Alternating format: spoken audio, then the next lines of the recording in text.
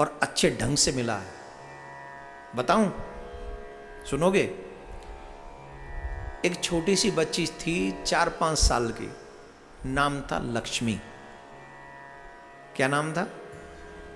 थोड़े ढंग से बैठो, अभी तो शुरू हुई है, अभी से। मैं उनसे कह रहा हूं जो यूट्यूब पे सुन रहे हैं, तुमसे नहीं कह रहा हूं। यूट्यूब पे भी कई लोग सोफा लेके ढंग से लुढ़कने की तैयारी में है। नहीं, ऐसे बैठो, 2-2.5 घंटे की बात है, जरा ढंग से बैठो।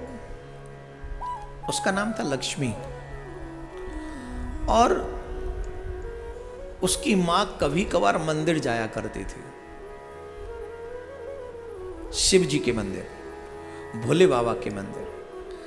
जब कभी कभार वो मंदिर जाती थी, बच्ची थी, इसीलिए मैंने कह रहा हूं, स्पेशली बच्चों से जिद करने की बात कह रहा हूं,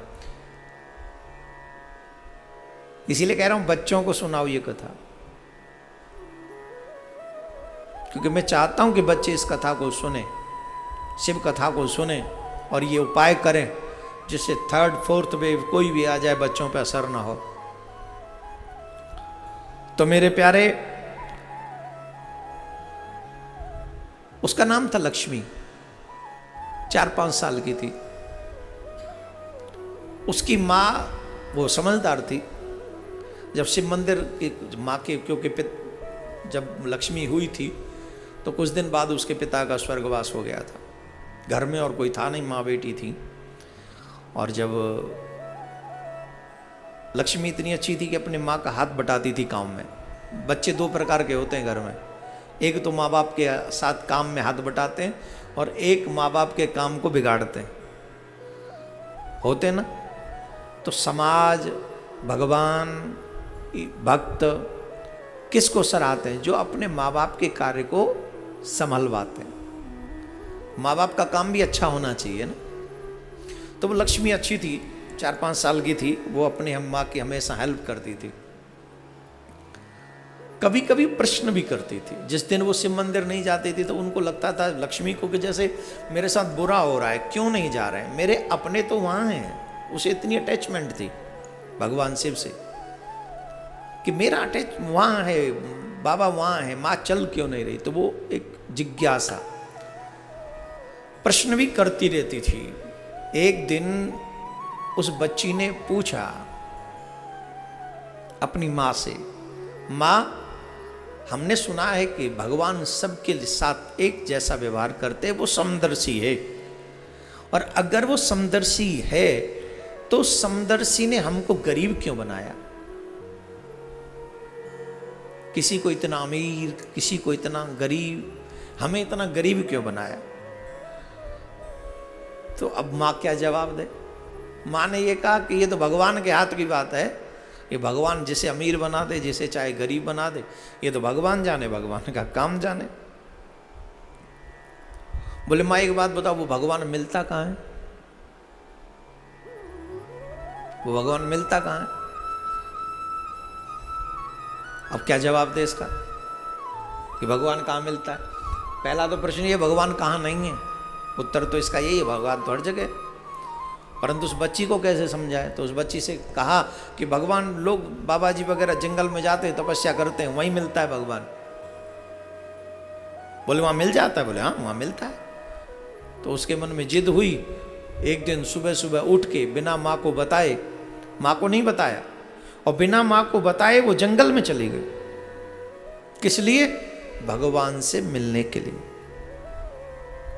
कि मुझे शिव से मिलना है, मुझे शिव से मिलना है।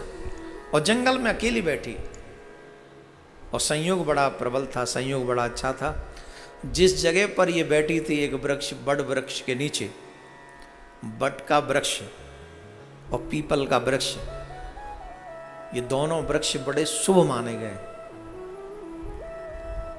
आप पीपल के वृक्ष के नीचे बैठकर भजन करो, बड़ के वृक्ष के नीचे बैठकर भजन करो, इसका कई गुना फल मिलता है, और मंत्र सिद्ध जल्दी होता है। कई लोग कहते पीपल पे भूत रहते, अब ये कहावत है पीपल पे। शनिवार वाले दिन लक्ष्मी नारायण पीपल, भगवान पीपल का जो वृक्ष है वहां आकर बैठते हैं, लक्ष्मी नारायण दोनों। और जो शनिवार के दिन पीपल के नीचे घी का दीपक जलाते हैं, लक्ष्मी कभी उनके घर से जाती नहीं। देख लो मैं कितनी बड़ी बात तुमको बता रहा हूं। पैसा भी आएगा और सुरक्षा भी होगी। तो पीपल का वृक्ष सिद्ध है, बड़ सुरक्षित है, वो भी सिद्ध है। इसलिए वो बट वृक्ष के नीचे जाकर बैठ गई। और जब बट वृक्ष के नीचे जाकर वो बैठी, संयोग से वहां से शंकर भगवान और मां पार्वती जी जा रहे थे। और पार्वती जी ने उस बच्ची को देखा, वो रो रही थी, भगवान आ जाओ ऐसे कर करके, शिव जी आ जाओ, शिव जी आ जाओ, शिव जी आ जाओ। जिद हो तो क्या नहीं हो सकता। प्रॉब्लम यह है कि जिद है ही नहीं, इच्छा है ही नहीं, विश्वास है ही नहीं, समर्पण है ही नहीं।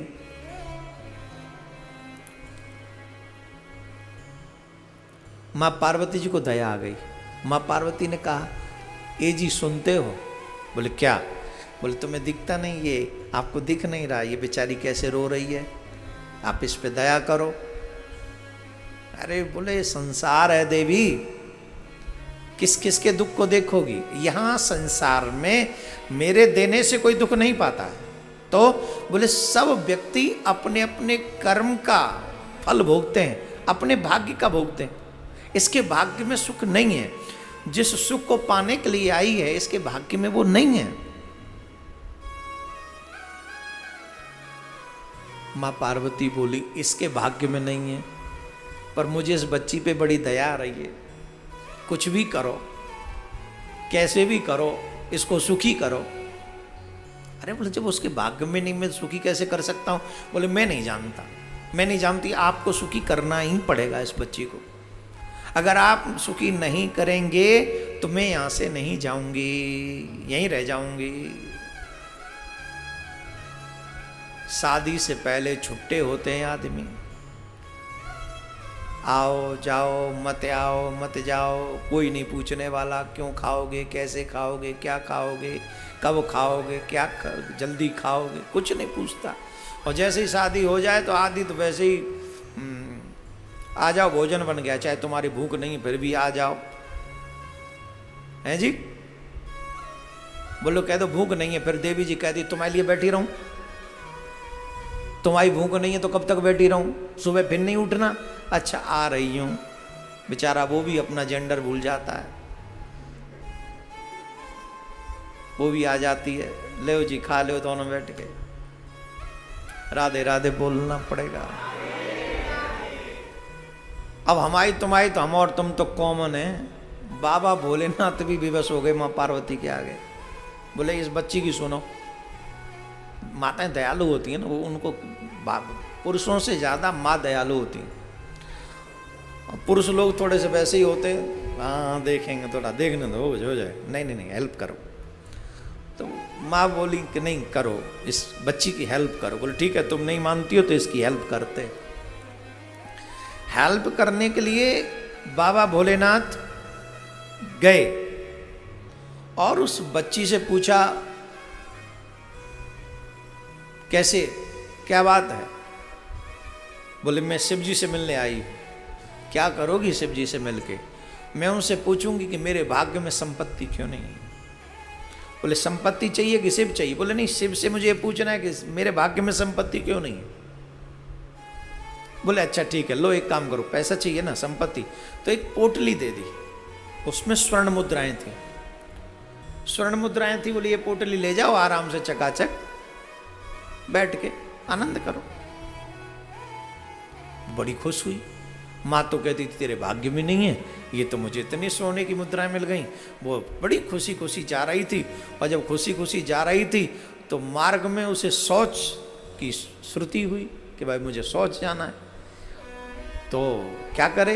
तो वो जो पोटली थी स्वर्ण की, स्वर्ण मुद्राओं की, वो इसने एक पहाड़ सा, पत्थर सा था थोड़ा ऊंचा सा, उस पर रख दिया और चली गई खेतों में, जैसे पूर्व काल में जाया करते थे शौच इत्यादि के लिए। गई, छोटी सी तो थी, 5-6 साल की, 4-5 साल की, 5-6 की। ये शौच इत्यादि के कार्य में व्यस्त थी। इतने में एक चील आई और उस पोटली को लेके उड़। अब रोवे सो रोवे, बताओ बाबा ने मुझे दिया और ये तो ऐसे भी ले गए, ऐसे भी ले गए, चील ले गई, चील ले गई, बड़ा रोए वो तो महाराज। रोती रोती घर गई, रोने लगी। और जब रोने लगी तो माँ ने पूछा क्यों रोती है? बोले ऐसे ऐसे एक बाबा जी मुझे मिले थे, उन्होंने मुझे एक पोटली दी, स्वर्ण मुद्राएं थी, मैं शौच के लिए गई और एक चील उसे वो उठा के ले गई।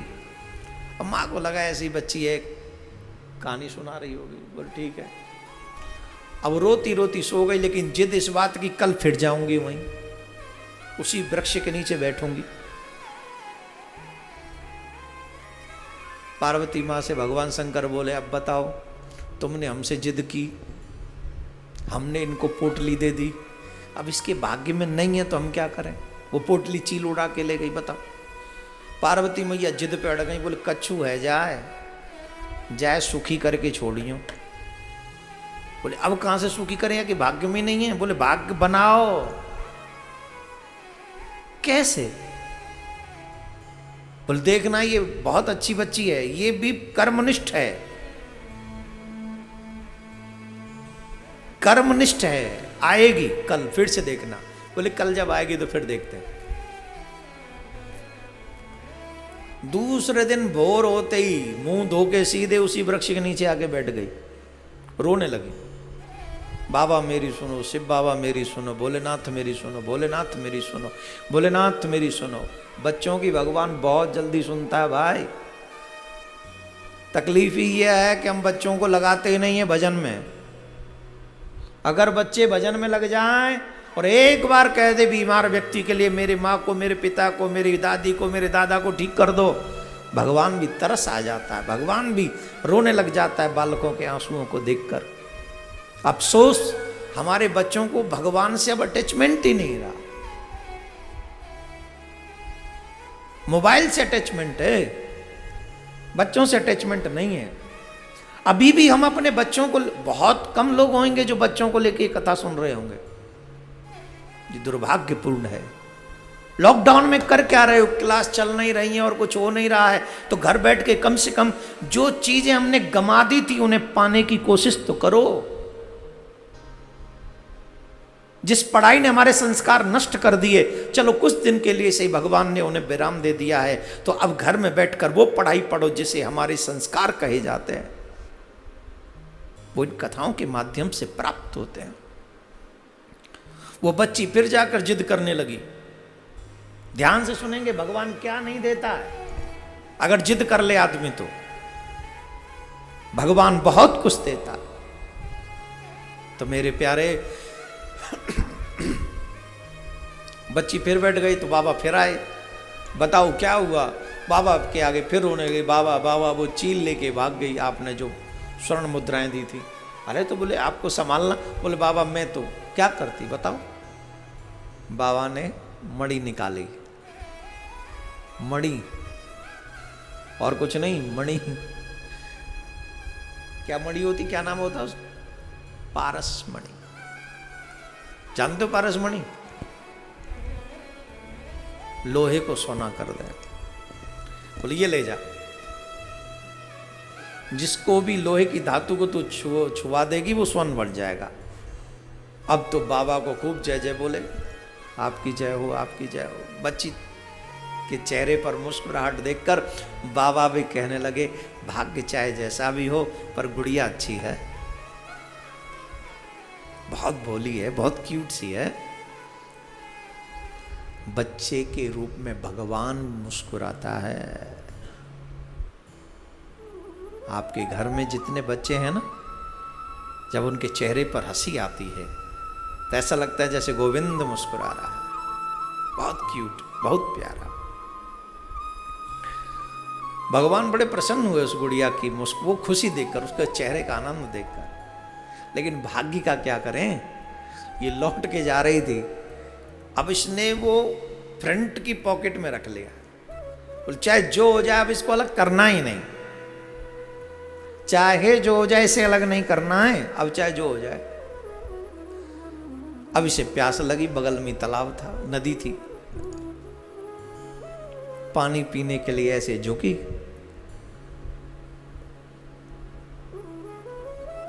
फिर जेब में से खिसक गई पारसमणि, और जेब में से खिसक गई, मछली ने निगल ली और फिर रोती रोती गई। फिर मां को सुनाया, आज बाबा फिर मिले थे, उन्होंने मुझे पारसमणि दी थी, मैं पानी पीने गई और ये फिर नदी में गिर गई। और बाबा मैया मेरे क्या करूं मैं। माँ ने सोचा बेचारी ऐसे फिर रो रही है, काम से बच गई है, इसलिए कोई ना कोई कहानी सुना रही। माँ ने कहा ठीक है सुन ली तेरी कहानी, जा चल ये काम कर ले। अब बच्ची रोए सो रोए। भगवान भोलेनाथ माँ पार्वती से कहने बोले पारसमणि गई, बोले चाहे जो हो जाए इसको सुखी करना है आपको। बोले कहाँ से करूं, मैं दे ही तो राम, संभालना तो उसी को है। जब भाग्य में ना हो तो संभले भी कैसे। आपके कर्म से आपका भाग्य बनता है, ध्यान रखें। अगर आपके भाग्य में नहीं है तो आप कितना भी कर लीजिए सब बेकार हो जाएगा। और जब भाग्य में होता है तो थोड़ा करते हो बहुत कुछ मिलता है, थोड़ा करोगे तो बहुत कुछ मिलता चला जाएगा। कब, जब आपके भाग्य में होगा। पारसमणि मिली पर प्रयोग में नहीं आई। बच्ची ने फिर जिद की मैं फिर जाऊंगी। फिर तीसरे दिन बढ़ के वृक्ष के नीचे आकर बैठ गई। माँ पार्वती से बाबा से बोली जाओ। अरे बोले रोज रोज क्या पारसमणि से भी ऊपर अब इनको क्या दें। बोले नहीं नहीं जाओ। और अब की बार इसका भाग्य बदल गया। कैसे बदलूं बताओ। बोले इसके भाग्य को आप बदलेंगे। आप उसकी निष्ठा देखिए, आप उसका विश्वास देखिए, आप उसका समर्पण देखिए, आप पर कितने विश्वास के साथ ये बार बार बच्ची इस बट वृक्ष के नीचे आकर बैठती है। क्या इसका विश्वास कमजोर है? ये भी तो इसका कर्म है। ये 5-6 वर्ष की बच्ची आप पर कितना अटूट विश्वास करती है। कुछ तो कृपा करो। गए, फिर स्वर्ण मुद्राएं दे दी, लेकर आई। बोले अब रुकूंगी नहीं बीच में, सीधी घर। और घर पहुंच के मैया कहीं गई हुई थी, बिजी किसी कारण व्यस्त थी। तो माँ जब व्यस्त थी तो उस बच्ची ने वो जो स्वर्ण मुद्राएं थी वो एक मटके में रख दी, और मटके में रख दी और ये भागी भागी गई माँ को ढूंढने। बोले अब दिखाऊंगी, अब तो मानेगी माँ, अब तो मानेगी। जब स्वर्ण मुद्राएं दिखाऊंगी कि मेरी जो कहानी थी वो कहानी नहीं थी, वो सत्य है। ये गई, दरवाजा खुला छोड़ गई। दरवाजा खुला छोड़ गई, पीछे से चोर घुस गए। बोले आज तो घर खुला मिल गया। इधर उधर पुराने घरों में कोई तिजोरी थोड़ी होती थी, बेडरूम थोड़ी होते थे, ताले लॉक थोड़ी होते थे। एक टूटी फूटी सी झोंपड़ी, झोंपड़ी में 4 मटके, 4 मटके में भी पुराने से थे। सब में खूंड़ा खकोड़ी की तो वो स्वर्ण मुद्राएं मिली, लेके भाग गए। लौट के आए और फिर मैया को देखा, देखो देखो ये रही स्वर्ण मुद्राएं, ये रही। दिखा कहाँ है, तो निकाल के दिखाया तो वहाँ कुछ नहीं। अब तो रोए सो रोए। अब माँ को आ गया गुस्सा, तू पागल हो गई है, रोज रोज नित्य नित्य तू मुझे पागल बनाती है। न खुद कोई काम करती है, न मुझे कोई कार्य करने देती है, तू मुझे पागल समझती है। खबरदार अगर आज के बाद तूने मुझे ये सब सुनाया तो तू भी ऐसी, तेरा शिव भी ऐसा। स्वार्थ की सिद्धि ना हो तो व्यक्ति भगवान बदल लेता है। बदलता है कि नहीं? बदलता है ना। किस किस को नहीं बदल लेता। बाप बदल ले, माँ बदल ले, पत्नी बदल ले, पति बदल ले, बेटा बदल ले। बेटे को भी निकाल देते हैं, अगर तू मेरे काम का नहीं, निकल जा मेरे घर से। गुरु बदल ले, भगवान बदल ले। जहां स्वार्थ की सिद्धि हो वहां पर रिश्ते चलते हैं, और जहां स्वार्थ की सिद्धि नहीं होती लोग अपने रिश्ते बदल लेते हैं। छोटी सी बच्ची को मां ने डांट दिया, बोल खबरदार अगर आज के बाद मुझसे कुछ कहा तो। बच्ची सारी रात रोई, सारी रात रोई। सुबह होते ही जाके बैठ गई उस बट वृक्ष के नीचे। भगवान शंकर भी बड़े प्रसन्न होने लगे थे उसके ऊपर। बोले देखो तो सही इसका विश्वास। ऐसे पता है जिद देखो पाने की कितनी है, समर्पण देखो उस बच्ची का कितना है। उसे ये पता है मुझे जो कहीं से नहीं मिला है, बार बार जो मेरा भाग्य मुझसे छीन रहा है, उस भाग्य को मिटा देना है। हमारे ब्रज में एक पद गाते हैं, घनश्याम तेरी देहरी पे घिसके यह कर्म की रेख मिटावनी है। गोविंद आपकी देहरी पर यह किस्मत जो लिखी गई है ना, इन रेखाओं को मिटा, उन रेखाओं को मिटा देना है जिन रेखाओं में तुम नहीं हो। हमारे उस मस्तिष्क पर वही रेखा हमें चाहिए जिन रेखाओं में हम तुम्हें पाने की एक इच्छा रखते हैं, जिनमें लिखा है कि हम तुमसे मिल सकते हैं। उस बच्ची का समर्पण देखिए, बूढ़े बूढ़ों का विश्वास डगमगा जाता है। गरीबी ऐसी चीज है कि बड़े बड़ों को धर्महीन बना देता है, भूख ऐसी चीज है, एक से एक का विश्वास डगमगा जाता है। भगवान को मानने से हम मना कर देते हैं। जब एक घर में 4-4 मौतें होंगी तो विश्वास कहां रहेगा?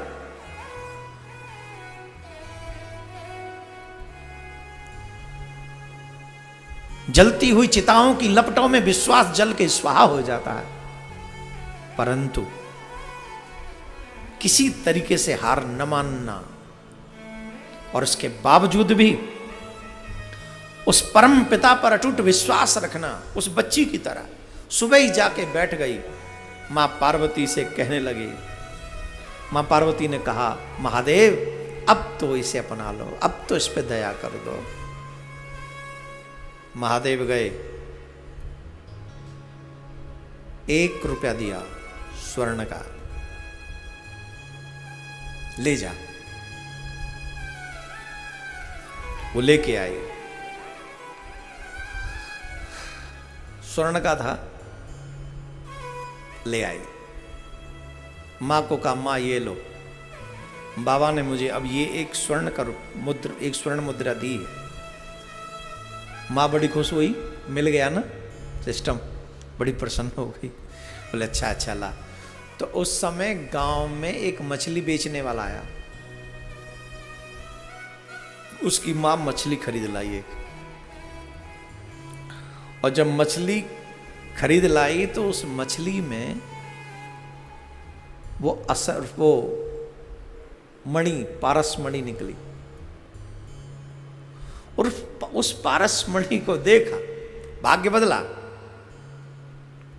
उस बच्ची के कर्मनिष्ठ स्वभाव ने, महादेव पर निष्ठा ने, विश्वास ने उसका भाग्य में नहीं था, लेकिन कर्म की वो जिद, पाने की वो जिद, अपने कर्म से लड़ने की जिद, अपने भाग्य से लड़ने की जिद उस छोटी सी बच्ची के। बड़ी नहीं थी, जवान नहीं थी, झांसी की रानी नहीं थी, लक्ष्मीबाई नहीं थी, हाथ में खड्ग नहीं थी, लेकिन उस पे खड्ग थी विश्वास की। वो आस्था के घोड़े पे सवार थी वो बच्ची, विश्वास की खड्ग उसके हाथ में थी। चाहे जो हो जाए भाग्य बदल के छोड़ूंगी। यूं टर्न लेना शुरू हुआ भाग्य का। क्यों? महादेव प्रसन्न हो गए। अब मछली निकली, मछली पकड़ ली, उसमें से पारस मणि निकली। उस पारस मणि को देखकर वो उछली 2-2 हाथ। मां ये वही है जो बाबा ने मुझे दी थी, ये वही है। हाँ, तो मां बड़ी खुश हुई। अरे बेटी तू सत्य कहती थी। बोले हाँ। इधर में महादेव ने स्वप्न में उन चोरों को जो चोरी करके ले गए थे मुद्राएं, डरा दिया, अगर तुम इन मुद्राओं को उस बच्ची के घर नहीं पहुंचा कर आए तो मैं तुम्हें और तुम्हारे परिवार को नष्ट कर दूंगा। जैसे ही उन चोरों ने वो संदेश स्वप्न में ही सुना, वो भयभीत हो गए और छुपके से वो उन मुद्राओं को वहां डाल गए। बोलो राधे राधे। वो वहां डाल गए। अब एक दिन वो बच्ची खेलती हुई एक वृक्ष के पास पहुंची, खेल रही थी। खेलते खेलते उस वृक्ष के पास पहुंची, और उस वृक्ष के पास जब पहुंची तो वहां जाकर देखती है कि वहां एक चील का घोंसला बना हुआ है। चील वहां बैठती थी आके। अब तो समझ ही गए होंगे, वह स्वर्ण मुद्राओं की पोटली उसी पेड़ पे थी। और उन स्वर्ण मुद्राओं की उस पोटली को पाकर वो बड़ी खुश हुई। चील के तो वैसे भी मतलब की नहीं थी, लेकिन जब भाग्य बदला तो जो मणि खो गई थी, जो मुद्राएं चोरी हो गई थी, जो पूरी पहली स्वर्ण मुद्राओं की पैकेट जिसे चील लेकर उड़ गई थी, वो सब यूं की त्यों जस का तस वापस हो गया। कब? जब महादेव ने देखा कि ये कर्मनिष्ठ है, ये छोटी सी बच्ची जिद के साथ, विश्वास के साथ, कर्म के साथ अपने कर्म को, अपने भाग्य को बदलना चाहती है। तो महादेव प्रसन्न हो गए, और ऐसे प्रसन्न हुए महादेव, भूत भावन करुणा सिंधु, उस बच्ची का भाग्य बदल दिया। अब वो राजकुमारी का सा जीवन जीती है। बोलो राधे राधे।